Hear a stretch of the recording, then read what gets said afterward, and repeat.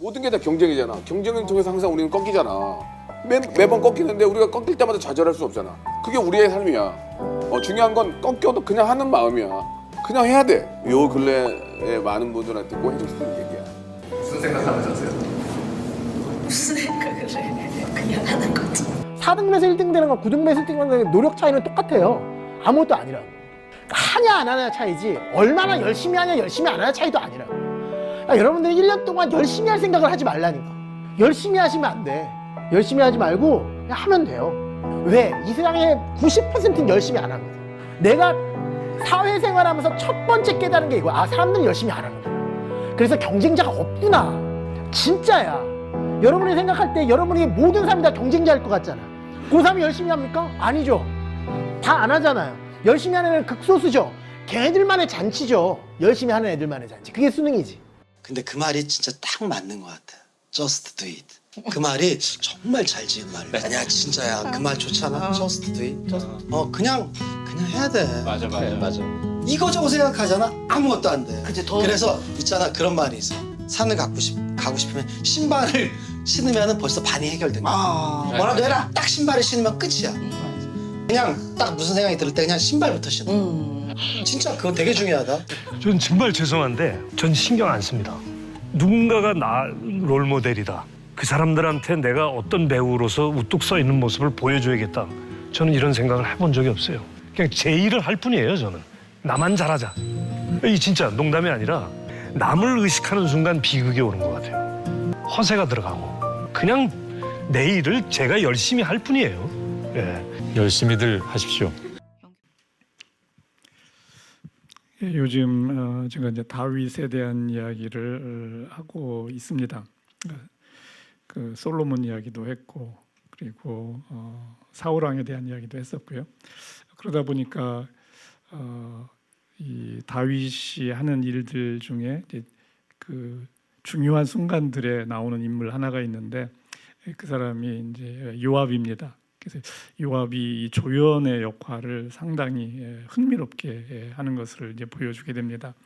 그래서 요압을 한번 다뤄야 되겠다는 생각을 하게 됐고요. 오늘은 그 요압을 중심으로 이제 치열과 초연 그 관점에서 이야기를 하려고 합니다. 그리고 요압과 대비되는 인물로는 이제 갈렙을 이야기합니다.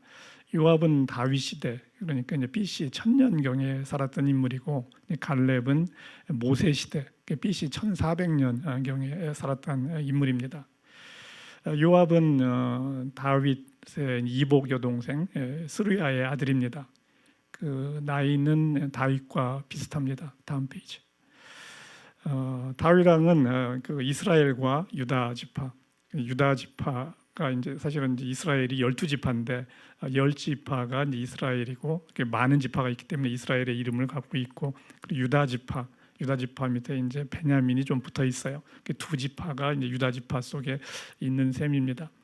이 두 이스라엘과 유다 지파의 이제 통일 전쟁을 이제 하게 됩니다.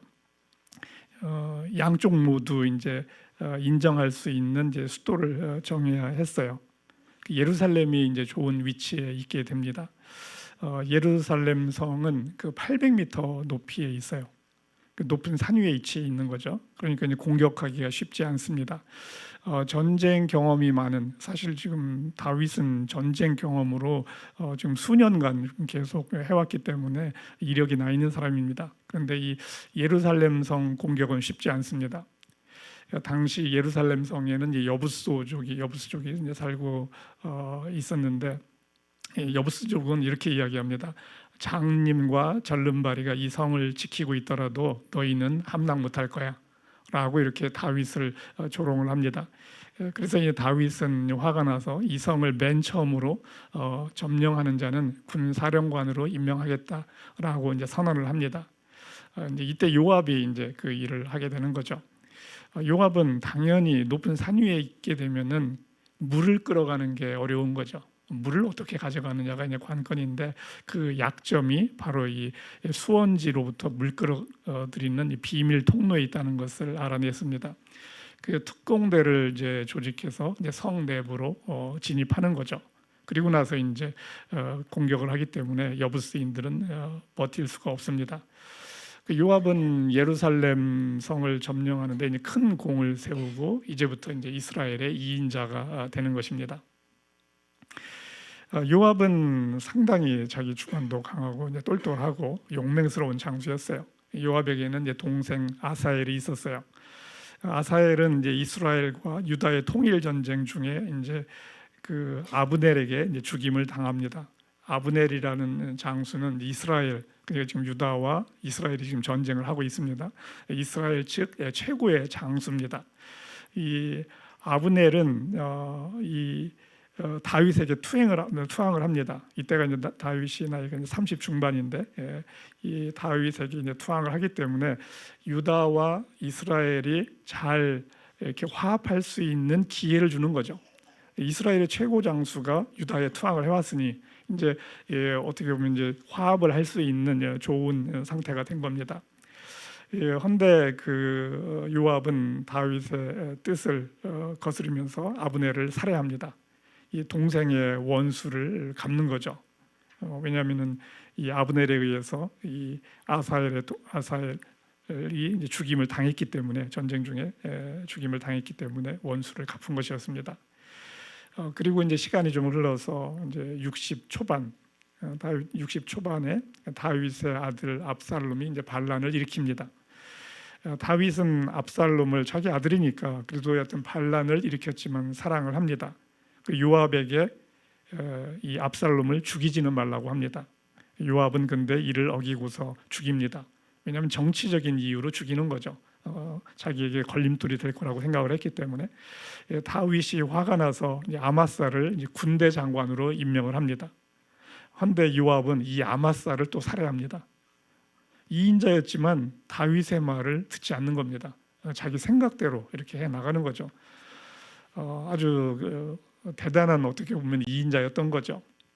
요압은 이제 정치적으로 야망이 컸고 교활하고 유능하고 용맹스러웠어요.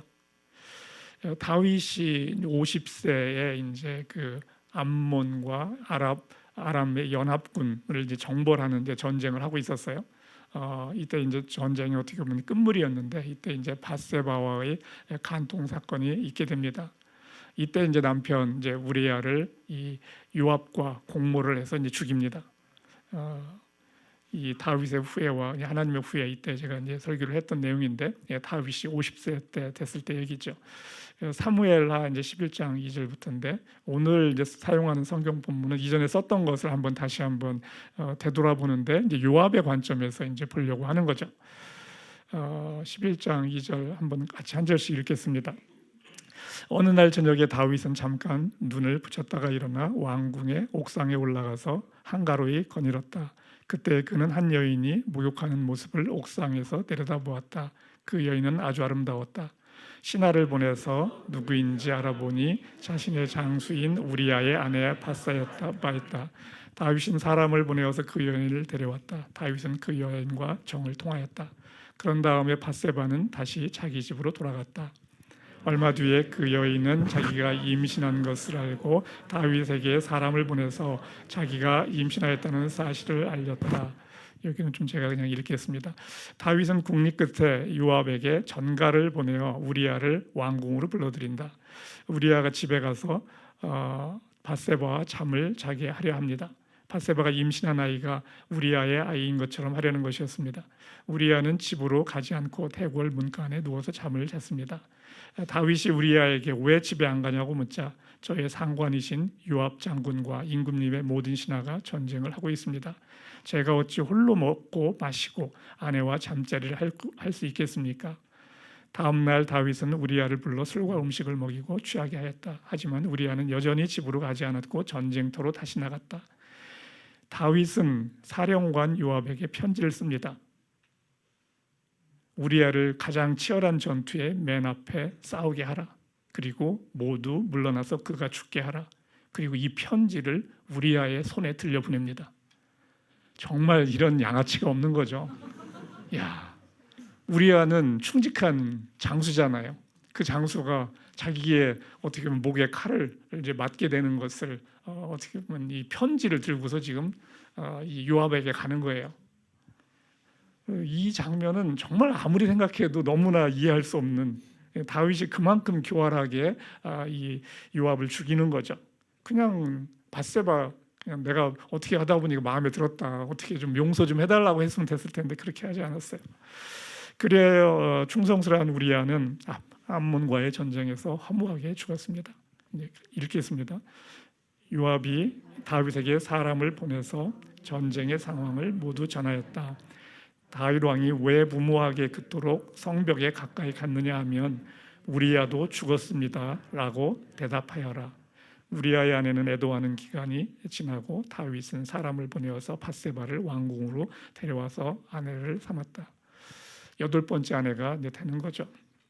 요압은 정치적 처세술이 매우 뛰어난 인물이었어요. 권력지향적이었고 우리아를 전쟁 중에 죽게 하라고 한 이유를 아는 거죠. 우리아는 이거는 이 요압이 알았다는 얘기는 이것은 극비리에 알고 있는 거예요. 다윗과 요압 알고 있는 거죠. 그게 몇 명만이 알고 있는 사실인 건데 밧세바가 물론 알고 있을 것이고, 이는 이후에 이 다윗의 치명적인 약점이 되는 거죠. 요압은 이 다윗이 죽을 때까지 근심 덩어리였어요. 이 요압은 하나님을 압니다. 다윗의 하나님 알고 있어요. 그리고 이 이스라엘이 어떻게 돌아가는지도 알고 있습니다. 그리고 하나님의 뜻에 또 따르려고도 할 때가 있어요. 이 다윗의 인구조사에서 다루었던 내용입니다. 사무엘하 24장에 나오는 이야기인데, 이스라엘 백성에게 뭔가 이제 불순종하는 사건이 있었고 하나님은 이 이스라엘을 또 한번 손을 보려고 했다고 이야기했습니다. 하나님이 참 이런 건 왜 이렇게 하는지 이해할 수 없지만은 이스라엘의 불순종, 이 벌을 줘야 되는데 다윗의 죄를 통해서 또 이 이스라엘을 벌 주는 이런 장면을 또 보여줍니다. 이것도 교대를 읽겠습니다. 주님께서 다시 이스라엘에게 진노하셔서 백성을 치시려고 다윗을 부추기셨다. 너는 이스라엘과 유다의 인구를 조사하여라. 그래서 왕은 데리고 있는 군사령관 요압에게 지시하였다. 그러나 요압이 왕에게 말하였다. 임금님의 주 하나님이 이 백성을 지금보다 100배나 더 불어나게 하여 주셔서 높으신 임금님께서 친히 그것을 보게 되시기를 바랍니다. 그러나 높으신 임금님께서 어찌하여 감히 이런 일을 하시고자 합니까? 그러나 요압과 그의 군대 사령관들이 더 이상 왕을 설득시킬 수 없었으므로 왕 앞에서 떠나갔다. 요압이 왕에게 백성의 수를 보고하였다. 요압이 이 다윗에게 하는 이야기를 보면은 정말 충정이 우러나는 또 말을 해요. 그리고 또 다윗에 대한 또 아첨도 하는 거죠. 지금보다 100배나 이 나라가 커져서 왕께서 다스리기를 원한다라고 이렇게 또 이야기를 해요. 요압은 다윗이 인구조사하는 것을 하나님이 싫어하는 것을 지금 알고 있어요. 왜냐하면 이것은 수십 년간 이 다윗이 참아왔다고 했잖아요. 참아왔었기 때문에 이게 지금 다윗이 30의 왕이 되는데 60 후반, 그러니까 37년 만에 인구조사를 하는 거거든요. 그래서 30년 이상을 참아온 이 건에 대해서 알고 있는 거죠. 그 이유를. 다윗을 말렸어요. 하지만 요압은 하나님의 사람은 아닌 거죠. 다윗에게 충성하는 듯 했지만 자기 자신을 위해서 요압은 살았습니다. 요압은 나이가 다윗과 비슷하다고 했어요. 그러니까 다윗이 BC 970년에 이제 죽게 되는데 70세 정도에 죽게 되는 거죠. 요압은 개국공신으로 막강한 권력을 행사했던 거죠. 왕도 얻지 못하는 이제 그런 대단한 권력을 갖고 있었어요. 이 정치적으로 큰 부담이 된 거죠. 그래서 이 다윗은 아들 솔로몬에게 유언을 남기고 죽습니다. 열왕기상 2장에서 이렇게 이야기하죠. 솔로몬에게 유언을 합니다. 요압이 백발이 성성하게 살다가 편안히 스올에 내려가도록 내버려 두지 말아라. 스올이라는 것이 이제 죽음, 무덤 이것을 뜻하는 것입니다. 자, 다윗은 30년 이상을 저 요압 저놈 저거 어떻게 죽이지 저거 이 생각을 하고 있는 거예요. 근데 이 필요도 하고 또 전략적으로 필요할 때가 있거든요. 그 용맹스러움 때문에. 그리고 자기가 또 그걸 이용을 했고. 근데 이 다윗 마음대로 할 수 없는 얘를 어떻게 할지 나라의 근심거리죠, 사실은. 그냥 그 어떻게 보면 다윗은 요압에 대한 분노심, 적개심도 있었고 그것을 갖고 이제 살고 이 솔로몬에게 마지막 당부를 하고 떠나는 거죠. 지혜롭게 처리해라. 또 이렇게 얘기합니다. 지혜롭게 처리해라. 지혜롭게 죽이라는 얘기예요. 솔로몬은 왕이 된 후에 맨 먼저 요압을 죽입니다. 요압은 이제 제단으로 도망가서 이제 뿔을 잡고 있다가 이제 칼에 맞아 죽습니다. 요압은 자신의 생각대로 살았고 잠시 영광을 누렸습니다. 잠시가 사실은 한 30년 누렸어요. 이 정도의 영광이면 뭐 이 세상에서 다 해본 거예요, 사실은. 그 말년에 그냥 죽임을 당한 것 이외에는 자기 멋대로 사는 인물이에요. 이 정도 살았으면 잘 살았다라고 얘기할 수 있어요. 세상적으로 보면 잘 살았다고 볼 수 있죠. 치열하게 살았어요. 누군가를 죽인다는 거는 자기도 목숨을 걸고 그 일을 하는 겁니다. 아브넬을 죽일 때도 그 목숨을 걸고 자기가 접근을 하거든요. 치열하게 살고 허무하게 이제 끝이 난 건데 이렇게 허무할 것 같으면 이 정도면 살만하다라고 저는 여겨질 수 있어요. 세상적으로 보면 수십 년의 영광을 누렸잖아요. 세상적으로 이 정도 영광 누리는 사람은 없어요. 목숨 걸고 얻은 권력을 자신을 위해서 사용했습니다. 그리고 그 권력을 즐기다가 영원한 영광에는 들어가지 못한 거죠. 자, 첫 번째 질문을 해보게 됩니다. 크리스찬은 치열하게 살아야 되는가, 초연하게 살아야 되는가? 라는 질문을 해보게 돼요.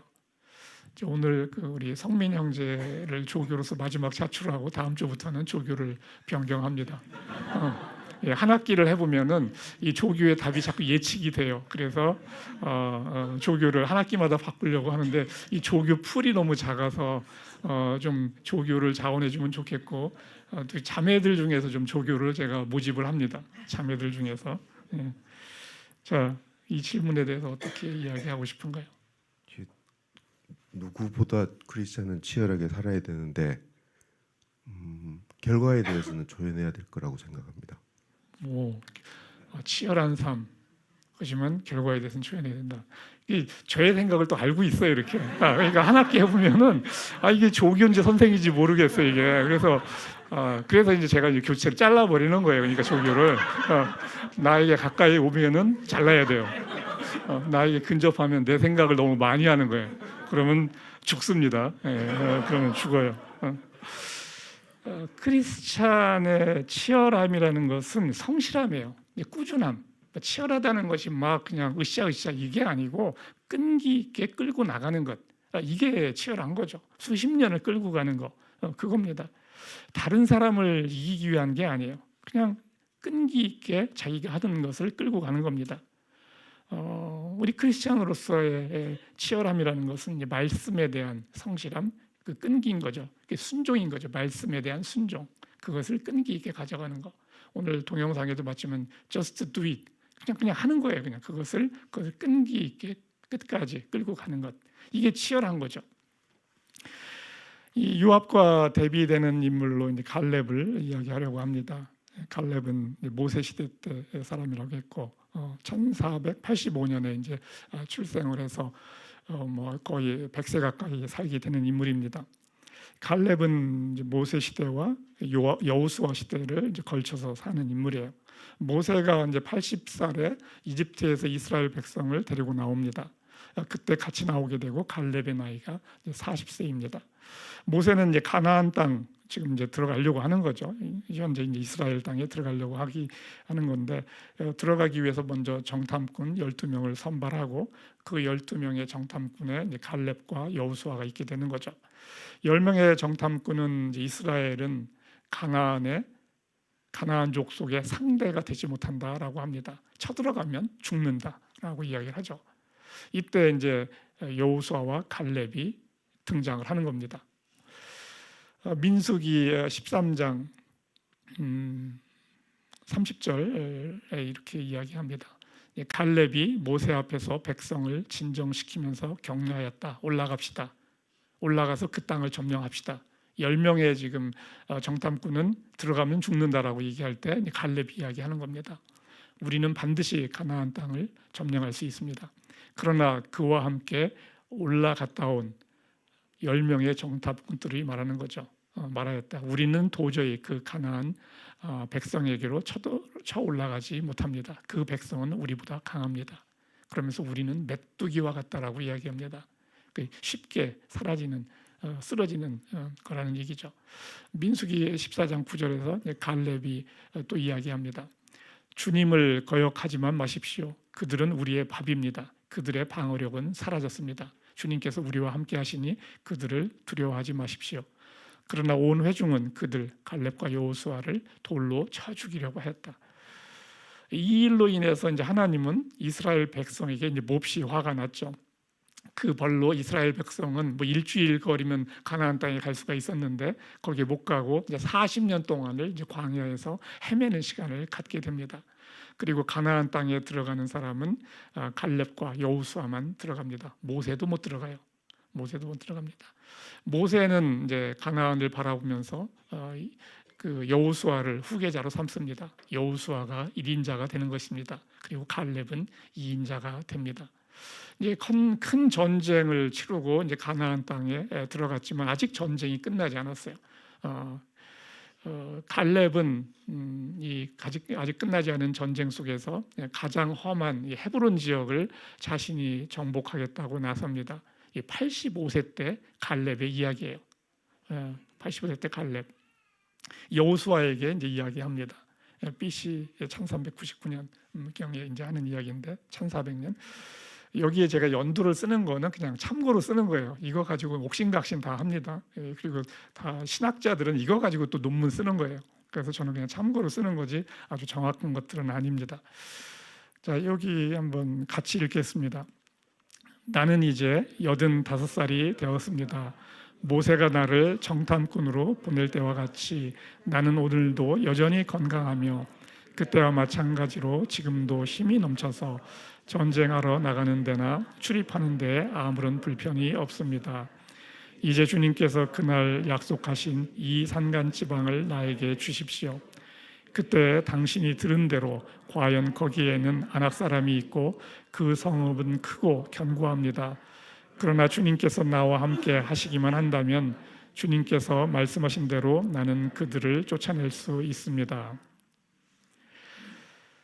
그리고 이제 여호수아 14장 그 뒷절에 가보게 되면 이렇게 이야기합니다. 헤브론은 여분네 아들 갈렙의 유산이 되어 오늘날까지 이른다. 저는 오늘날까지라는 이 표현이 영원까지 이른다라는 느낌으로 와닿습니다. 오늘날까지. 그것은 그가 하나님을 충성스럽게 따랐기 때문이다. 이 가나안 땅은 젖과 꿀이 흐르는 비옥한 땅이었지만 그 안에서 헤브론은 험지입니다. 갈렙은 그곳을 정복하겠다고 하는 거죠. 그리고 7년간의 전쟁을 또 시작을 합니다. 갈렙은 해야 할 일을 끈기 있게 꾸준히 이제 하는 거죠. 그래서 이제 완수를 하는 겁니다. 묵묵히 자기에게 맡겨진 일을 하는 거죠. 그는 자신의 서열에 관심이 없어요. 그냥 하나님이 관심이에요. 하나님을 자신의 주인으로 알고 사는 사람이었습니다. 영원한 삶이 당연히 주어지는 거죠. 하나님과 함께하니 그냥 이어지는 삶. 하나님이 영원하니 영원한 삶을 살게 되는 것입니다. 치열하게 살고 얻은 것에 초연합니다. 그렇게 함으로써 영원히 남는 존재가 된 거죠. 자, 두 번째 질문, 갈렙의 치열함은 무엇을 얻기 위해서인가라는 질문입니다. 무엇을 얻기 위해서 갈렙은 이렇게 치열하게 살았을까? 그냥 성향 같은데 제가 볼 때는 뭘 얻기 위해서 이렇게 애를 쓴 것 같지는 않다는 생각을 많이 했고요.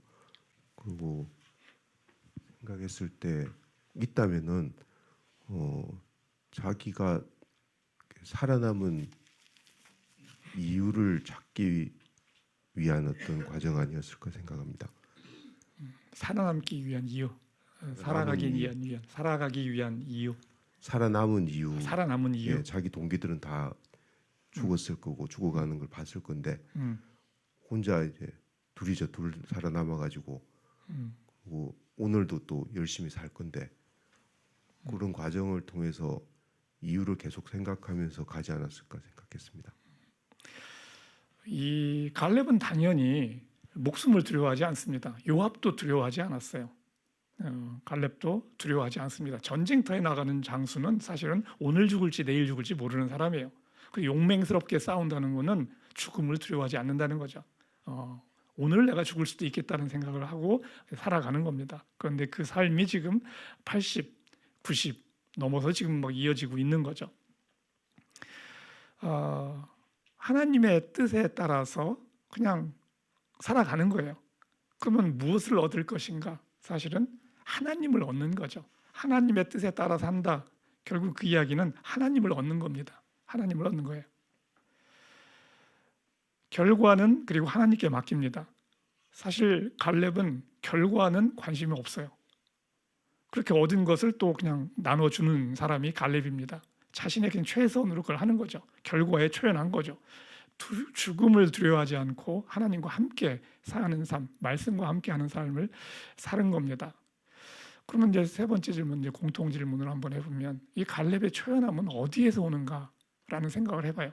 이 초연함이 어떻게 나오지? 이 죽음을 두려워하지 않는 요압도 죽음을 두려워하지 않았어요. 이 갈렙의 이 초연함은 어디에서 올까? 어디에서 왔을 것 같아요? 이건 내가 어제 이 질문을 주지 않았는데.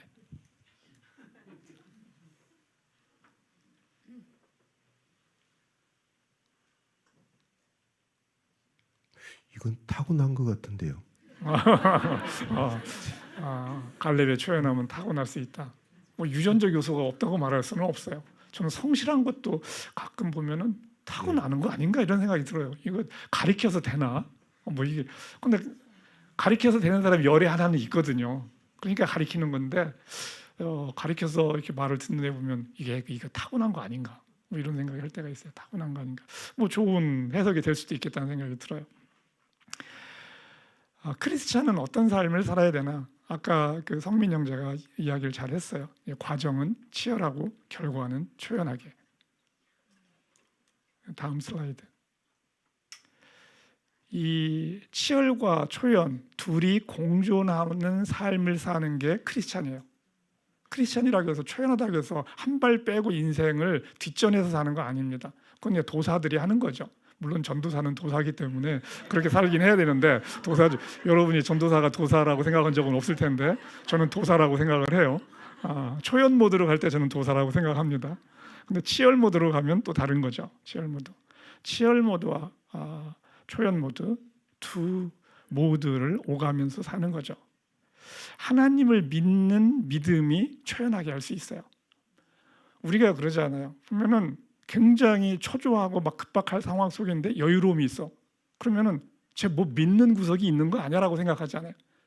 저는 그게 믿음이에요. 믿는 구석이 있으면 조급해지지 않잖아요.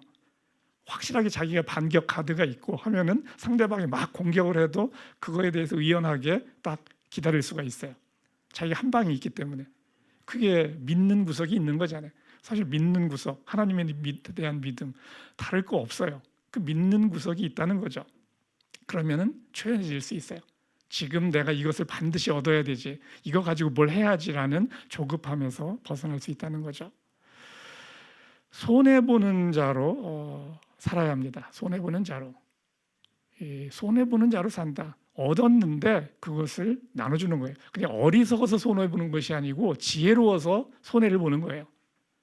그냥 손해보는 거는 어리석은 거예요. 근데 지혜롭게 손해를 보는 거, 이것은 다른 거죠. 그리고 손해보면서 억울해하지 않으면 그게 믿음이 있는 겁니다. 치열하게 얻은 것을 당연히 귀하게 여기죠. 근데 그 귀한 것을 그냥 나눠주는 거. 하나님을 소유하였기 때문에 나머지 것에는 집착하지 않습니다. 하나님을 소유한 자의 여유인 거죠. 초연함이라는 것은 얻은 것에 집착하지 않는 것이에요. 세상 사람은 치열하게 얻은 거 이거 움켜쥡니다. 그거 가지고 자랑하고 즐겨야죠. 당연히 얻은 것에 매이는 거죠. 손해본다는 게 뭘까? 그냥 섬기는 거죠. 어떻게 보면 손해보는 것과 섬기는 것은 같은 거예요. 손해를 보고 살면서 이를 통해서 사실은 복음이 전파되는 겁니다. 여러분 크리스천이 된다는 것은 손해보는 것을 자연스럽게 자신의 삶 가운데 사는 거예요. 그러지 않고는 여러분 옆에 사람 없습니다. 깍쟁이 같은 사람한테는 사람 안 붙어요. 그러면 복음을 전파할 수가 없어요. 근데 손해 보는 사람 옆에는 사람이 모여요. 왜냐하면 붙어 있으면은 먹을 게 생기니까, 자기한테 손해가 안 되니까. 그런 사람은 당연히 세상 사람도 좋아합니다. 세상 사람이 인정을 얻고자 함이 아니고 그들에게 진짜 자기가 갖고 있는 진리가 되는 복음을 주려면 사람이 옆에 있어야 된다는 거죠. 대상이 없으면 진리도 전파할 수가 없어요. 요압은 목숨 걸고 치열하게 살아서 2인자가 되었어요. 권력을 얻었고 얻은 권력을 지키려고 했죠. 초연할 수 없습니다. 얻은 권력이 자신의 전부입니다. 그리고 그것을 자랑하고 누려야 되는 거죠. 갈렙도 치열하게 살아서 2인자가 되었어요. 2인자가 목표점이 아니었어요. 얻은 권력에 매이지 않았습니다. 하나님을 얻었기 때문에 그런 거죠. 갈렙은 2인자가 아닌 평범한 자리, 사실 2인자라는 자리도 대단하잖아요. 평범한 자리에 있어도 그렇게 살았을 것이에요. 왜냐하면 이것이 하나님을 소유한 자의 삶이기 때문에 그러합니다. 이 얻게 된 힘을 다른 사람을 섬기는 데 사용하는 거죠. 진리를 전하는 데 사용할 수 있는 거죠. 이게 하나님의 영광인 거죠. 2500년 전에 이제 살았던 인물, 대표적인 인류 우리가 생각하는 그 성인 중에 한 명, 공자가 있어요. 노나라 태생인데 이 공자 보면은 공자도 당연히 자존심이 상당히 셌던 사람입니다. 이 자존심 싸움을 꽤 스스로와 했었던 사람 중에 이제 하나였습니다. 이 공자도 이 남들이 알아주지 않아서 섭섭해합니다. 이 남들이 알아주지 않아서 섭섭해한다. 이게 뭐 성인이라고 말할 수 있나 싶은데 이 섭섭한 마음이 공자에게서 상당히 많이 묻어나요. 그리고 괴로워한 것도 꽤 많습니다. 공자는 스스로 하늘이 보낸 시대를 구원할 성인이라고 스스로 생각을 했어요. 왜냐하면 지혜로웠기 때문에 그만큼 똘똘했다는 거죠. 그런데 짧은 시간만 그 요직에 있었어요. 그러니까 또 아쉬움이 더 크죠. 그래서 이제 유랑하는 시간도 갖고 품은 뜻을 온전히 펼치지 못한 거죠. 할 수 없이 후진양성을 해서 이제 제자들을 키우는 삶을 살고서 삶을 마칩니다. 그 논어의 이제 시작 부분에 이제 이런 구절이 있어요. 인부지 불온 불역 군자호라는 말이 있는데 여기 온이라는 것이 이제 성내다라는 걸 온이라고 이렇게 얘기하는데 어려운 한자죠. 성내지 않는다면 남이 나를 알아주지 않아도 노여하지 않으면 또한 군자가 아닌가. 그 이야기는 뭐냐면 공자 자신 속에 노여하는 마음이 있다는 얘기예요. 근데 그것을 누른다는 거죠. 그것을 억제한다는 거예요. 이런 표현을 한다는 건 자기 속에 생각이 있는 걸 표현하는 거거든요. 그러니까 그 알아주지 않아도 그 섭섭함을 누그러뜨리고 자신의 또 일을 이제 해나가는 모습을 볼 수가 있는 거죠. 이 성경에서는 에레미야서 9장 구약 성경입니다. 에레미야서 9장 23절, 24절 두 절인데 한번 같이 읽겠습니다. 주님께서 이제 하시는 말씀이에요. 나 주가 말한다. 지혜 있는 사람은 자기의 지혜를 자랑하지 말아라. 용사는 자기의 힘을 자랑하지 말아라. 부자는 자기의 재산을 자랑하지 말아라. 오직 자랑하고 싶은 사람은 이것을 자랑하여라. 나를 아는 것과 나 주가 궁일과 공평과 정의를 세상에 실현하는 하나님인 것과 내가 이런 일을 하기를 좋아한다는 것을 깨달아 알 만한 지혜를 가지게 되었음을 자랑하여라. 지혜 있고 힘 있고 돈 있고 이거 다 자랑할 만하잖아요. 자랑할 만하죠. 하나만 있어도 자랑할 만하죠. 자랑할 만하죠. 그 이거 자랑할 만한 거 갖고 있는데 자랑하지 않는 거 이거 엄청 어렵습니다. 여러분에게는 자랑할 만한 게 없어서 그나마 다행인 거예요. 그러니까 자랑할 만한 게 없으니까 이런 시험에 안 들잖아요. 그죠? 이런 시험에 안 드니까 시험에 안 드니까 감사한 겁니다. 그죠? 감사한 거예요. 아멘이라고 하신 분에게는 이 중에 하나의 복이 주어지길 원합니다. 하나님을 자랑해야지 스스로를 자랑하지 말라는 것을 지금 이야기해요. 주님께서 우리를 사용했을 때 그러면 사실 우리를 사용했다는 것은 뭔가 볼만한 것이 나온다는 얘기예요. 뭔가 볼만한 것이 나온다는 얘기죠. 그런데 그것을 보면서 사람들이 우리를 보고 칭찬하면 그러면 이거 좀 아쉬운 거예요. 내 상이 하나님 나라에서는 날아갑니다. 같은 일에 대해서 상을 이 땅에서도 받고 하나님 나라에서 받지 못해요. 이 땅에서도 같은 항목에 대해서 2번 상 주지 않습니다. 작은 상 받았을 때 작은 상, 그다음에 큰 상 받을 때는 또 다른 업적을 가지고 만드는데 같은 업적으로 동일한 상을 2개 받지는 않는다는 거죠. 이 땅에서 상 받으면 하나님 나라에서 그 상은 사라지는 거예요. 예수님께 영광이 가게 해야 내 상이 영원한 곳에 남습니다. 우리는 끊임없이, 저도 끊임없이 내가 드러나기를 원하는 마음이 있음을 알고 있어요. 그리고 좀 지혜로우면 그 대놓고 드러나게 안 하고 은근히 드러나게 합니다. 은근히 드러나게 하죠. 그 정도의 지혜는 갖고 있어요. 이런 마음이 제 자신 속에 있음을 저는 늘 알고 있고 제 자신을 경계합니다. 제 자신을 높이고 싶은데 대놓고 하는 건 너무 수가 낮으니까 은근히 하는 거죠. 그런 욕망이 내 안에 계속 샘솟는 것을 알고 있어요. 근데 그런 생각을 드는 것을 제 스스로도 인식을 합니다. 그러면 이제 속으로 웃는 거죠. 근데 그러면서 저는 자라나는 거예요.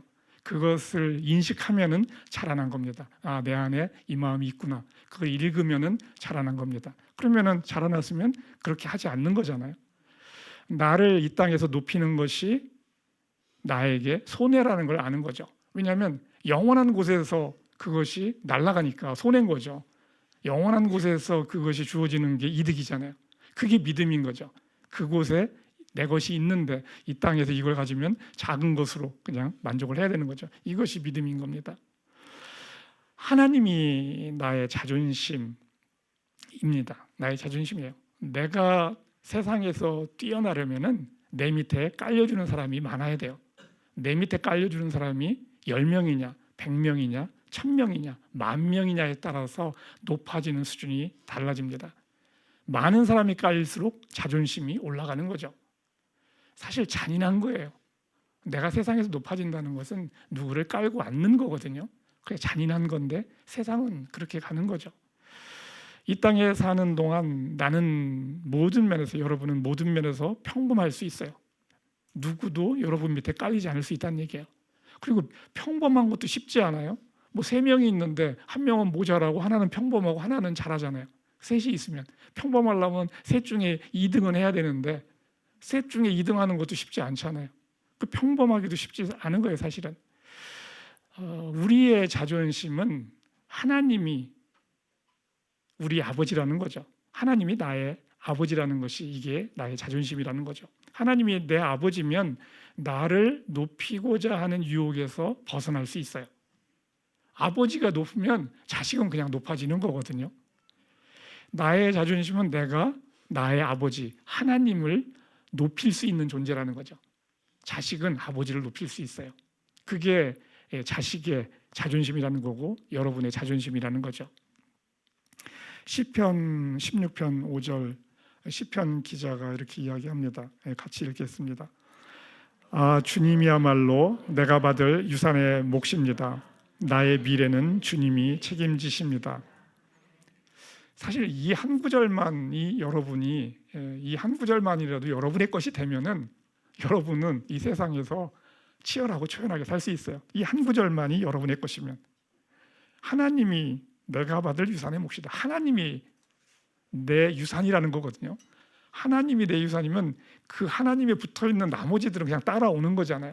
근데 우리는 따라 붙어 있는 것을 원하고 있거든요. 하나님을 원하는 게 아니고 따라 붙어 있는 거, 부수적인 거를 원한다는 거죠. 그건 하나님을 모른다는 얘기고 자신의 신분을 모른다는 거예요.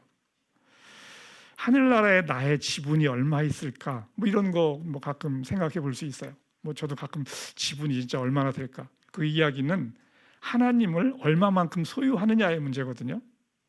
하나님을 소유한다는 것은 하나님을 소유하는 만큼 사랑한다는 얘기예요. 사랑하는 만큼 여러분은 하나님을 소유할 수 있어요. 이 지분이 작아도 여러분은 전혀 부족함을 못 느낍니다. 하나님은 무한하시기 때문에 조금의 지분만 가져도 여러분이 원하는 거 넘치도록 얻게 됩니다. 왜냐하면 하나님의 크기가 그러하기 때문에 그러한 거죠. 이것을 믿으면 마음이 든든한 거죠. 이것을 믿는다면 마음이 든든한 거예요. 오늘은 좀 이 요압과 그 갈렙, 어떻게 보면 전쟁터의 잔뼈가 굵은 사람이지만 또 정치적 인물이기도 했는데, 그래서 이 기독교인의 이 정치 참여를 어떻게 볼 건가, 제 이제 개인적 그 소견도 있고 해서 잠깐 이야기를 하려고 합니다. 한 번도 한 적이 없는데 조금은 이야기할 필요가 있다는 생각이 들어서 합니다. 지난해 말에 이제 정치적 혼란 속에서 우리가 지금 이제 좀 안정이 됐습니다. 당시에 이제 뭐 이제 극우 기독교인들 때문에 기독교가 사실은 지금도 몸살을 앓고 있어요. 이 극우 기독교의 이 정치 참여가 젊은이들이 기독교를 멀리하는 이유 중에 이제 하나가 되었습니다. 지금의 현실이 사실 너무 아쉽죠. 왜냐하면 젊은이들은 지금 탈종교화 되고 있고 탈기독교화 되고 있는데 그거를 이제 가속시켰기 때문에 그렇습니다. 이 정치라는 것은 권력과 돈이 함께하는 곳이죠. 계층 간의 이해관계가 극심하게 대립하는 곳입니다. 뭐 좌나 우만 있는 게 아니고 극좌와 극우가 있어요. 사실 좌와 우는 이 성장이냐 분배냐를 6대4로 할 거냐 뭐 55대 40으로 할 거냐의 차이예요. 좌우는 제가 볼 때 시간의 약간의 차이예요. 그러니까 분배 중심이냐 성장 중심이냐 그걸 하는 거고, 하지만 극우와 극좌는 좀 달라집니다. 우리나라는 헌법으로 정치와 종교가 분리된 나라예요. 이런 나라에 사는 거는 저는 엄청난 축복이라고 생각합니다. 이슬람 국가는 정치와 종교가 통합되어 있어요. 그러면 반드시 타락합니다. 정치라는 게 힘겨루기의 싸움인데 이 권력과 종교가 같이 가면 종교는 타락하지 않을 도리가 없어요. 정치 색깔이 다르면은 서로의 말을 신뢰하지 않습니다. 이 지점이 있거든요. 정치 색깔이 다르면 서로의 말을 신뢰하지 않아요. 저는 이제 전도사예요. 사실은 학교에서 애들을 가르치기도 하지만은 저는 전도사입니다. 그러니까 저는 이제 진리를 전하고 싶은 사람인 거죠. 도를 전하고 싶은 거예요. 진리를 전하고 싶은 사람인데 제가 정치적으로 어느 한쪽을 선택하면 내가 전하려는 진리도 한쪽 편에만 전달이 되는 거예요. 반절을 잃어버리는 거죠. 그러면 저는 장사할 수 있는 영역이 그만큼 줄어들어요. 저도 비즈니스를 해야 되는데 도를 전하려면 있어야 될 거 아니에요, 사람이. 반이 날아가는데 이건 어리석은 거거든요. 어리석은 겁니다. 저는 좌측의 사람에게는 좌측에 옳은 것에 동의해줘요. 그리고 우측의 사람에게는 우측에 옳은 것에 동의해줍니다. 하지만 극우와 극좌에는 저는 동의해주지 않아요. 극우와 극좌는 이 스스로의 판단이 모두 옳다고 여깁니다. 진리가 들어가기 어려워요. 그래서 이분들도 참 아쉬운데, 왜냐하면 그 세계 속에 프레임에 갇혀 있는데 아쉽죠. 그래서 이분들은 어떻게 진리를 그러면 알 수 있을까 하는데, 그거는 하나님이 해주시기 전에는 어렵다는 생각이 들어요. 확실한 어떤 인식의 전환이 있어야 되는데 그게 논리로 될 수가 없어요. 그 프레임 속에 있게 되면은 어떤 말도 들어가지 않습니다. 이 극좌나 극우의 종교가 들어가면 종교를 자신들의 정치적 신념을 위해서 사용합니다. 근데 그걸 몰라요. 자신의 정치적 신념을 위해서 종교를 갖다 씁니다. 하나님을 가져다 써요. 근데 그 순서가 바뀐 것을 모르는 거죠. 정치적 신념이 하나님보다 위에 있다는 것을 모른다는 거예요. 그리고 그렇게 가는 거죠. 진리가 함께하기가 어려운 거죠. 그리고 정치인을 믿는 것이 너무 어려워요. 정치인을 믿는다는 것이 너무 어렵습니다. 그리고 지금 어느 특정 정치인이 믿을 만해요. 근데 이 사람이 언제 어디서 타락할지 모르고, 그리고 내가 그 사람을 믿을 만큼 알지를 못해요. 이 포장된 모습만 보는데 이 사람의 진실을 내가 알지 못하고, 그리고 어느 지점에서 잘못됐을 때 그 잘못된 지점을 제가 알지 못하기 때문에 그렇다는 거죠. 이 이야기는 하나님의 이름을 정치에 붙이지 말아야 된다는 얘기예요. 하나님의 이름으로 선택한 정치인이 잘못하면 하나님이 욕을 먹게 되잖아요. 하나님의 이름으로 어느 정치인을 선택했어요. 근데 그 사람이 잘 못해. 그러면 하나님의 이름에 먹칠을 하는 거잖아요. 이제 그렇기 때문에 안 된다는 거죠. 특정 정치인을 여러분 각 개인적으로 응원하고 후원하는 거 좋아요. 그런 것은 개인적으로 하라는 거죠. 개인적으로. 왜냐하면 개인적으로 하면 잘못돼도 내 선택이 잘못된 거고 내가 판단을 잘못할 수 있으니까 괜찮다는 거죠. 예수의 이름으로, 하나님의 이름으로 하지 말라는 것입니다. 저는 기독교 정치인을 비기독교 정치인보다 더 신뢰하지 않습니다. 어떻게 그래도 기독교 정치인을 신뢰해야지, 저는 그렇지 않아요. 왜냐하면 제대로 된 크리스찬이 많지 않기 때문에 그냥 크리스찬 정치인이다라는 말로 그분이 진짜 하나님의 사람이다라고 생각하지 않기 때문에 그래요. 그 사람의 진실을 내가 알 수도 없고요. 그렇기 때문에 그렇다는 거죠. 그리고 무엇보다 예수님이 기독교 국가 건설을 하기 위해서 애쓰지 않았어요. 정치적이지 않았다는 거죠. 예수님이 정치적이지 않았어요. 예수님은 헤롯 왕 빌라도 앞에서 기적을 보이고 그들이 예수님을 믿도록 하지 않았습니다. 이 기적을 보이고 했으면은 헤롯 왕, 빌라도가 껍벅 갔을 수도 있어요. 그리고 나서 복음을 전하면 믿었을지도 모르죠. 그렇게 하지 않았다는 거죠. 왕이나 총독을 기독교인으로 만들면은 기독교 국가를 만드는데 매우 효율적이죠. 그 유혹에 들어갈 수 있어요. 지금 사실은 우리 기독교가 그 유혹에 들어가 있는 지금 교회들이 꽤 많이 있는 거죠. 유혹을 받는 겁니다. 근데 예수님은 그렇게 하지 않았어요. 헤롯과 빌라도가 자신을 믿고 따르도록 그 앞에서 애써 전도하지 않았다는 거죠. 평범한 사람들, 소외받은 사람들을 한 사람 한 사람 불러서 온전히 하나님 앞에 서게 하는 것, 이것이 예수님이 했던 일입니다. 저는 지금 여튼 여러분 앞에 이제 사역자로 서 있는 것이고, 저는 저의 시간과 에너지를 한 사람 한 사람이 진리를 향해 가도록 도와주는 데 이제 쓰려고 하는 거죠. 이 정치라는 것은 사실 진흙탕과 같은 곳이잖아요. 확실치도 않은 나의 선택, 그것을 주장하는데 저의 에너지와 시간을 쓰고 싶은 마음이 없다는 거죠.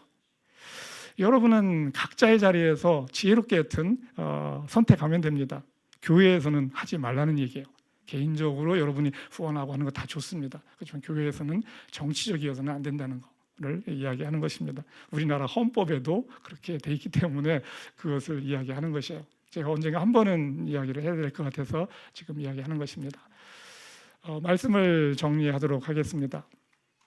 오늘 치열 모드와 초연 모드 두 가지 모드가 우리의 삶 가운데 있을 수 있다 얘기했고, 요압과 갈렙을 통해서 그 삶을 어떻게 살아가는지를 살펴보았습니다. 전도서 4장 4절에 이렇게 이야기합니다. 같이 읽겠습니다. 온갖 노력과 성취는 바로 사람끼리 갖는 경쟁심에서 비롯되는 것임을 나는 깨달았다. 전도서는 구약의 지혜서입니다. 지혜서라는 것은 진리적이지는 않을 수도 있다는 얘기예요. 인간의 지혜가 담겨진 것, 그냥 지혜롭게 활용하라는 얘기예요. 이것을 진리시할 필요는 없는데 삶 가운데 좋은 교훈으로 알고 사는 것은 좋습니다. 요압과 갈렙 둘 다 치열한 모드를 가졌죠. 요압에게는 갈렙에게 있는 초연한 모드가 없었어요. 요압의 마음 안에 하나님이 없었기 때문에 초연 모드를 가질 수가 없었던 거죠. 크리스찬은 치열 모드와 초연 모드를 오가는 삶을 살아야 합니다. 요압은 얻은 것에 집착했죠. 갈렙은 얻은 것에 집착하지 않았습니다. 하나님을 믿는 믿음, 초연 모드가 있었기 때문에 그렇게 할 수 있었죠. 요압은 사라졌고 갈렙은 영원히 남았습니다. 치열함의 목적이 뭐냐 이거죠. 나인가 하나님인가. 요압은 자기 자신을 위해서 살았고 갈렙은 하나님을 위해 살았습니다. 크리스찬이 치열하게 성실하게 살아야 하는 것은 그것이 하나님의 뜻이기 때문에 그러합니다. 하나님이 뜻이기 때문에 열심히 살아야 하고 이를 통해서 하나님을 알아가는 것입니다. 과정은 치열하고 결과에는 초연해야 합니다. 우리의 삶은 치열 모드와 초연 모드를 오가야 합니다. 2인자이든 3인자이든 평범하든 아니면 못하든 각자의 위치에서 치열하게 살면 됩니다. 세상 사람은 자신의 뜻을 이루기 위해서 치열한 것이고 우리는 하나님의 뜻을 이루기 위해서 치열해야 합니다. 결과에 초연해야 그리고 손해보는 삶을 기꺼이 살 수 있어요. 하나님에 대한 믿음이 초연함을 줍니다. 세상은 눈에 보이는 잠시의 영광을 얻기 위해서 살지만 우리는 보이지 않는 영원한 영광을 위해서 삽니다. 믿음은 보이지 않는 것을 실제로 여기고 사는 것이에요. 하나님 나라를 소유한다. 하나님을 소유한다. 이것이 세상이 줄 수 없는 여유로움을 줍니다. 초연함이죠. 세상은 치열하게 얻은 힘을 자랑하고 즐기지만 우리는 그렇게 얻은 힘으로 다른 사람을 섬깁니다. 다른 사람을 섬긴다는 것은 기꺼이 손해보는 삶을 산다는 이야기죠. 이게 크리스찬의 멋이에요. 치열과 초연을 멋지게 소화하면서 살아내는 여러분이 되기를 주님의 이름으로 축원합니다.